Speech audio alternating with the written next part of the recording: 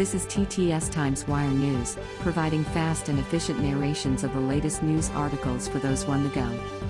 We upload every weekday at noon Eastern Standard Time. Be sure to like and subscribe. The American Conservative. The American Conservative.com. Farewell, Sierra Club: How Environmentalism Sold Out California and Itself. July 7, 2021. Vertical bar 12:01 a.m. Julie Axelrod. As a child growing up in the San Francisco Bay Area, I didn't really question whether I was an environmentalist. Valuing the conservation of natural resources came naturally to me. I remember countless trips with school and family to the most beautiful places I could imagine: the old-growth redwood forests of Muir Woods, Point Reyes National Seashore, Yosemite. If there was a religion taught in the public and private schools I attended in the Bay Area, it was environmentalism. When I was 8 years old, my heart was broken by videos of the destruction of the Amazon rainforests. I was pretty sure that if I dedicated my life to the cause of saving them, I could do it, though I don't recall if my plans ever advanced past writing "Save the Rainforests" in large letters on the sand with my friends on class field trips to the beautiful Pacific coast. The Sierra Club, the first large-scale preservation organization in the world, was founded and headquartered in my hometown. I have fond memories of learning to ski and enjoying the beauty of the Sierra Nevada while staying at Claire Tapon Lodge, built by Sierra Club volunteers in the 1930s near Lake Tahoe. I never stopped loving nature and worrying about conservation, but as I got older, I backed away from Big Green, what I call the network of large and well-funded environmental organizations, environmental media, academia, and the generally democratic politicians they ally with. The appeals to emotion and fear that worked so well on me at age 8 started to fall flat. I noticed that doomsday was always just around the corner. We always have just enough time to stop it if we obey the latest science, but never quite here. In 1989, the Associated Press reported the assertion of Noel Brown, director of the New York office of the UN Environment Program, to the effect that governments had a 10-year window to solve the greenhouse gas effect before it got beyond human control. In 2006, Al Gore said in his documentary An Inconvenient Truth that, without drastic measures, the Earth would soon reach a point of no return. More recently, Alexandria Ocasio-Cortez said about her Green New Deal, "The world is going to end in 12 years if we don't address climate change, and your biggest issue is how are we going to pay for it?" Big Green is quick to label anyone who fails to buy this classic high-pressure sales technique a climate denier. But these tactics are tied to demands to reorder the economy and further concentrate power in federal or even global hands. Ox then Chief of Staff, Saikat Chakrabarti, openly said as much when discussing the Green New Deal with Washington Governor Jay Inslee's climate director. "Do you guys think of it as a climate thing?" he said. "Because we really think of it as a how do you change the entire economy thing." It is only natural to suspect that a left-wing agenda is the deeper motivation for these urgent calls to action, rather than a good-faith response to an environmental problem. Particularly because many of the most strident calls to lower greenhouse gas emissions come from people, including Ock herself, who have rejected the most successful methods of lowering carbon emissions in the last 30 years, switching to natural gas and nuclear power. To be fair, rejection of nuclear power by climate activists is not universal. Senator Sheldon Whitehouse has regularly supported it. Furthermore, true environmental concerns are not solely comprised by climate change caused by carbon emissions. Reduction of carbon emissions would do nothing to solve, to name a few, water withdrawals from natural systems, clean water and air, the preservation of non-renewable resources, biodiversity, and wilderness.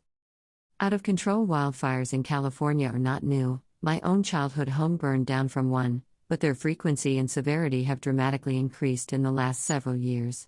In response, last fall California Governor Gavin Newsom declared, "The debate is over around climate change." It's not surprising that Governor Newsom would like to cast blame away from himself and onto the entire carbon-emitting world, but the true state of research does not reflect any such consensus on wildfires. Dr. John Keeley, a U.S. Geological Survey scientist in California, has looked at the history of climate and fire throughout the state and didn't see any relationship between past climates and the amount of area burned in any given year. The accumulation of wood fuel because of fire suppression policies over the last 100 years is clearly a potential factor, as is the fact that, as Keeley points out, Shrubland fires are started by people, and there are 6 million more people in California than there were in 2000. That population increase in California, and more specifically where it came from, brings me to another problem with Big Green, which is that it prioritizes helping its political allies over actual protection of the national environment. The old saying that politics makes strange bedfellows refers to the fact that political coalitions often make progress on one issue only when people who disagree on other issues are willing to band together. In recent years, the Progressive Coalition, which, of course, includes environmentalists, has insisted on total conformity on all issues. Probably there is no better issue to illustrate the top-down demand for conformity by Big Green than immigration, the subject of my own expertise. As Director of Litigation of the Center for Immigration Studies, I have brought cases challenging federal agencies under the National Environmental Policy Act for failing to do environmental impact studies of immigration policies. Growing up in California gave me not just an appreciation of nature but an awareness of the impacts of unsustainable levels of immigration on a community, with those impacts very much including effects on the natural environment. The fact is that living in many of the most historically desirable places in California is very different today than it once was because of the tremendous growth in state population. Roads are horribly congested, infrastructure is inadequate to support the population, biodiversity is threatened by urban sprawl, and limited water supplies are under great pressure. Domestic migration to California has been lower than domestic outmigration from California for a number of years, yet foreign migration has meant California's population has kept growing. This growth is anything but environmentally meaningless.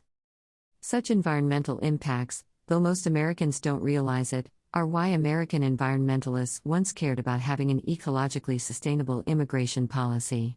One of the biggest concerns of the environmental movement of the 1960s and 1970s was population growth, both nationally and globally. After the Immigration and Nationality Act of 1965, immigration became a primary driver of national population growth. For some time, environmentalists accepted that caring about population growth in the United States required caring about immigration policy.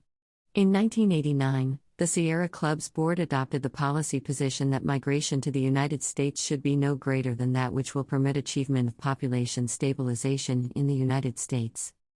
However, by the mid-1990s, political and donor pressure convinced the Sierra Club to declare first neutrality on the immigration issue and finally, in 2013, support for amnesty. On the whole, adherents of Big Green are not only in complete denial of the ecological limits to mass immigration but engaged in wholesale projection by rapidly insisting that people who care about lowering immigration levels can't possibly also care about the environment.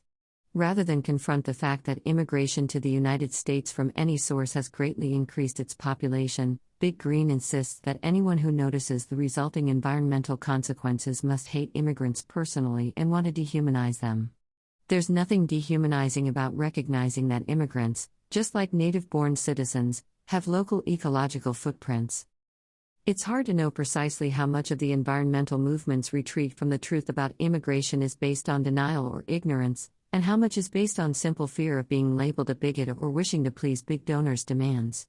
For instance, it was in 2004, well after the fact, that it was reported that American businessman David Gelman, $100 million contributor to the Sierra Club, told its director in the mid-1990s that if they ever came out anti-immigration, they would never get $1 from me. Whatever the reasons, the effect of the silencing of environmentalists on immigration has been very unproductive. Americans might well view both environmental and immigration issues in a far less dogmatic way if rigorous debate on both were not squelched. What we need is a conservationist movement that serves the needs of American citizens and focuses on the preservation of the natural environment, and on achieving a harmonious balance between man and nature. We do not need any further excuses to focus on the desires of wealthy donors, power-seeking politicians, or international governing bodies. Perhaps the progressive environmental movement is simply too captured by the demands of social justice, which frowns on the idea of allowing Americans the privilege of a national conservation focus rather than a global one. Philip Caffaro, a law professor at Colorado State University and environmental activist whom I have engaged as an expert in my litigation, summed up the error in this way of thinking particularly well. Environmentalism necessarily involves love, connection, and efforts to protect particular places. This does not involve believing American or Chinese landscapes are more intrinsically valuable than others, but acting as if they are the most important landscapes in the world and using our most accessible political levers to protect them. For all environmental leaders, efforts to think globally, a personal connection to nature typically emerged as the basis of their activism. And such personal connection is almost always particular and local. When I think of the strong emotions evoked by watching the state I grew up in become unrecognizable, I feel the profundity of this statement. There is therefore nothing inherently inconsistent between America First and environmentalism. Our first conservationist president was not a liberal elitist or a globalist but a populist, Teddy Roosevelt. His legacy belongs to American patriots to uphold. It would be a big mistake to let politicians like own the issue of concern for the environment in the eyes of Americans. They certainly do not deserve to on the basis of wise environmental stewardship. The Republican Party, particularly if it can free itself from the shackles of its own money donor base, can be the party of environmental concern, and it can do a better job of protecting nature than Big Green. Julie Axelrod is Director of Litigation at the Center for Immigration Studies. Subscribe. The American conservative exists to advance a Main Street conservatism. We cherish local community, the liberties bequeathed us by the founders, the civilizational foundations of faith and family, and, we are not ashamed to use the word, peace. Copyright 2021 The American Conservative. Thanks for joining us at TTS Times Wire News. Be sure to like and subscribe to get fast and efficient narrations of the latest news articles for those on the go. We upload every weekday at noon Eastern Standard Time. See you next time on The Wire, and be sure to like and subscribe.